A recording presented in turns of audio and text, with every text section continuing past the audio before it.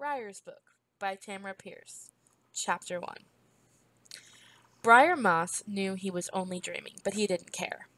He sat in a giant oak tree, the heart of a great forest. A leather bag brimming with emeralds filled his lap, and the oak whispered the secrets of trees into his ears. He was running the gems through his fingers, admiring their color and size, when they evaporated. The tree vanished. Now two large, unkind-looking men in black leather hustled him down a wet, dark corridor. They shoved him into an open cell and slammed the thick door behind him. It boomed so loudly that it set up a string of echoes, each as loud as the first. He opened his eyes. He was in the back of a wagon, tucked among an assortment of parcels and covered against the day's cold drizzle by an oiled canvas sheet. Something boomed repeatedly, like the cell door in his dream. He thrust up the canvas to glare at the rider who kicked the wagon with such determination. "Leave off, Sandry," he growled. "I was having the best dream ever, and you woke me." Lady Sanderline Faughorn, a girl of Briar's age, shrugged. The movement sent droplets rolling from her waterproof cloak and broad-brimmed hat. "Sorry." There was no trace of sorrow in her bright blue eyes. "What's so important it couldn't wait, then?" Briar demanded. There was no use scolding her. Hard words rolled off Sandry the way rain poured off her cloak. "I've been thinking," she said firmly. "Tris has a birthday. Daja has a birthday." She had named the other girls who lived with her and Briar. "I have one. That leaves you." "You woke me to talk about birthdays?" he yelped. "You said you don't remember yours. I don't. So pick one," Sandry ordered him. "It's not right, you having no birthday." "I don't need one. What I need is sleep. Summer's coming, and that means weeding. I got to rest while I can. I got to rest whilst I can, and you ain't helping." She sighed sharply. Her pony looked at Briar with reproach in his eye, as though it were Briar's fault that Sandry bounced impatiently in the saddle. "Tell me you think about it, or I'll keep bothering you," the girl insisted. She would, too.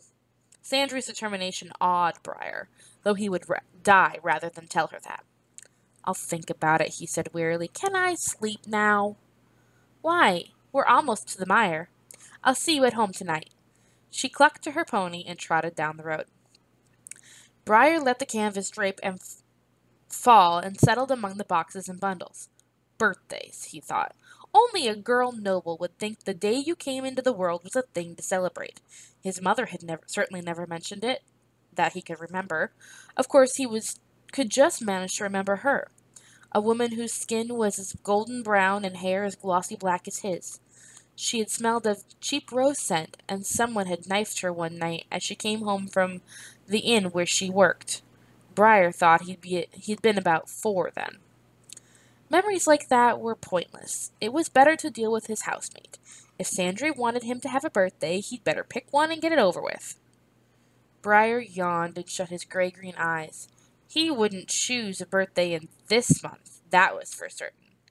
Even for Sap Moon, the weather was vile. Gusting winds tugged at Briar's cover. Icy rain pelted the cloth. Everyone who had pinned their hopes on an early spring now drooped as they went about their days. His birthday ought to be in a green month. That way he could plead garden chores to cut short any sloppy, sentimental parties like the one they'd had for Tris soon after the turning of the year. The wagon's wheels lurched. Its movement changed, making him slide across the many baskets and boxes that formed his seat. Briar went to the side of the wagon and peered out from under the drape. They had turned off Temple Road, the highway that ran between Summersea and the Temple community of Winding Circle, where Briar, Sandry, and their housemates lived. Now the wagon clattered down Nosegay Strat, the main street of a slum called the Mire. Ahead, Briar could see their destination, the large, foreboding 2-story building called Erda's House, where the city's poor came for the cheapest possible medical help. He wished his teacher, the Earth Temple dedicate Rosethorn, didn't come here, but she took her vows to serve the poor seriously. He'd only once suggested that they stop bringing the medicines they made to this place. After she'd finished her answer, he decided to never bring it up again. And why is it, he thought irritably, that every time we come here, it's raining? The wagon passed through the gate in the tall fence around Erda's house and stopped. Briar stood and began to fold back the canvas drape. As he did, he looked out through the gate across the street. That winter he'd made friends with a girl named Flick, a thief of the breed called Street Rat. Every market day that Briar came to Erda's house with Rosethorn, Flick met him there. Together they would roam Summersea, getting into things and swapping tales of Flick's days and Briar's life when he'd been a street rat in distant Hajra. Today, though, he saw no Flick, only a trio of street rats he knew to be friends of hers. He hoped she wasn't in jail. He really liked Flick. A woman in the dark green cloak and habit of one who had dedicated her life to the service of the earth gods climbed down from the seat beside the driver of the cart. She thrust back the hood of her cloak to reveal a head of chestnut hair cropped mannishly short and parted on one side. Her face was lovely, with large, brown, creamy skin and a beautifully carved mouth. Briar had once thought she was her name, as pretty as a rose, and as quick to bite as a thorn, before he'd scolded himself for romancing and shoved the notion out of his brain. Whatever else he thought, Rosethorn was a plant mage, his teacher in the gardener's and herbalist arts. "Look alive, boy," she advised him crisply, coming to stand next to the bed of the wagon. "Those medicines won't do any good if they're wet." "They ain't wet," he argued. "I wrapped them good." He handed one covered bushel basket out to her and another to the wagon's driver, who had come to help. "Every time we bring you down here, all we've drummed into that thick skull on proper speech just gets buried in the mud," Rosethorn commented, shaking her head. "Stay up there, we'll do the carrying." She followed the driver up the steps to the wide porch into the hospital. It took 3 trips for the 2 adults to carry everything inside. Once that was done, Rosethorn took a final basket from the cart and thanked the driver. Briar hopped out. With a nod to the dedicate, the driver climbed onto his seat and drove away. Rosethorn looked at Briar. "You're off to see that friend of yours?" "If I can find her," replied Briar. "I didn't see her waiting." Rosethorn pointed to a tower crowned by an immense clock, visible over the wall that kept the city and the mire separate. "Meet me at the Guildhall clock at 3 o'clock," she told him firmly. "If you aren't there, you'll hang me in the well," Briar said with a grin. It was a much-repeated threat. "And don't stand here getting wet," she ordered. Shaking her head, Rosethorn walked into Erda's house. Briar crossed the street, inspecting the street rats as they shivered in the icy wind. 2 walked away, flicking their fingers at him in a casual wave. The 3rd nodded. Briar squinted. "Flick never told me your name."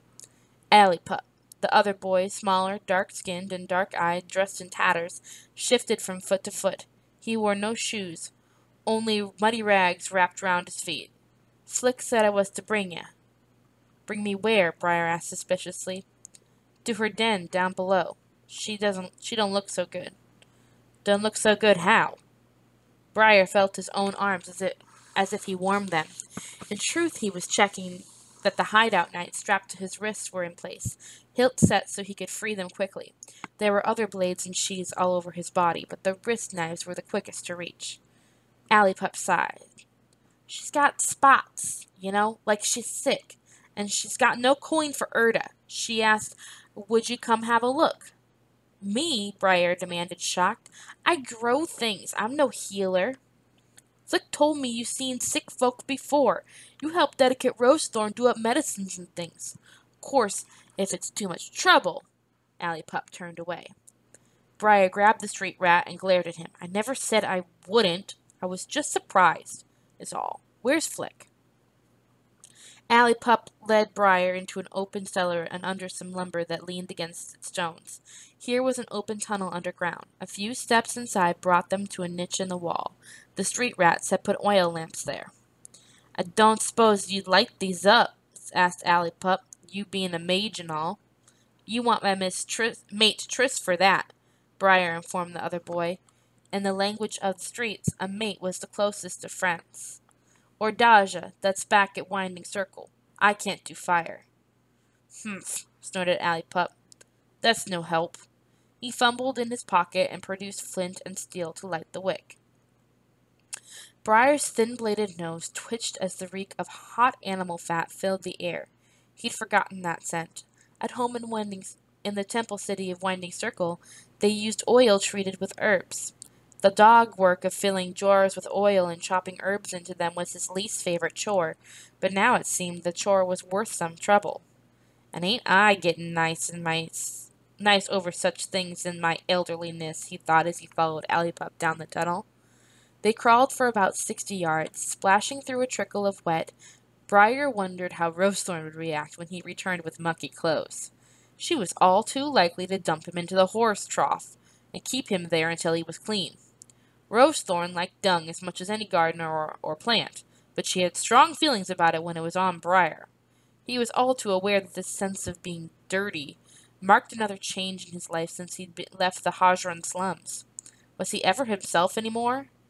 His sense of direction told him they were headed west, under the wall that guarded Summersea proper. The network of clay pipes here sported cracks and leaks, and the most recent damage from last summer's earthquake. "Flick says you was street," his guide remarked, stopping for quick rest. "In Deadman's district in Hajra, and Sotat," Briar replied. "They called me Roach. I did purse and pocket work and burgled some." Ally Pup whistled softly. Thieves were important people. They had money once they'd managed to feed themselves. "How old were you?" 4.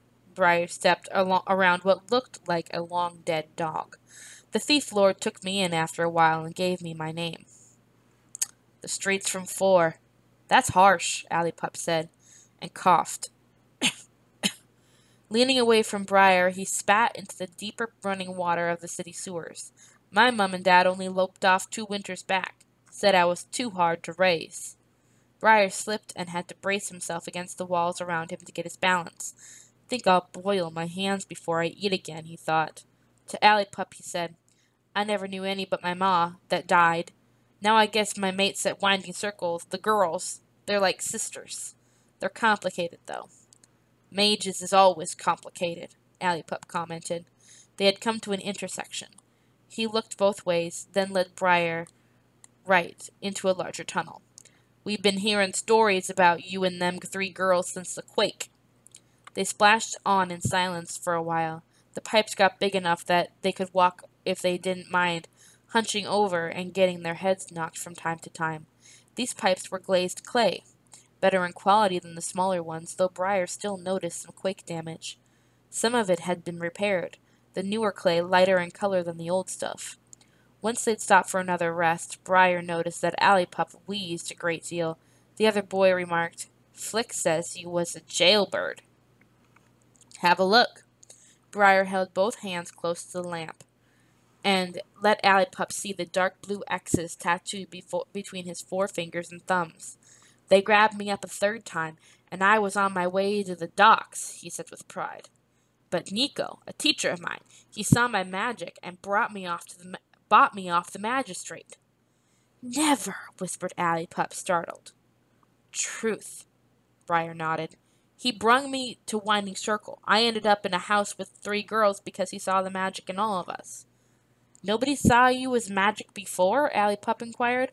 "All the time you hear about this kid and that one gets fingered by a magic sniffer and bundled off for lessoning." Kid was street slang for a child, and they're usually really little kids. "Mine was strange," Briar replied with a shrug. "So was my mate's magic. We didn't even know we had it, till Nico and Lark and Rosethorn and Frostpine started teaching us. Lark and Rosethorn boss the house we live in, and Frostpine's metal mage," said Ally Pup. "Everyone knows him and Lark and Rosethorn." He straightened and led the way again.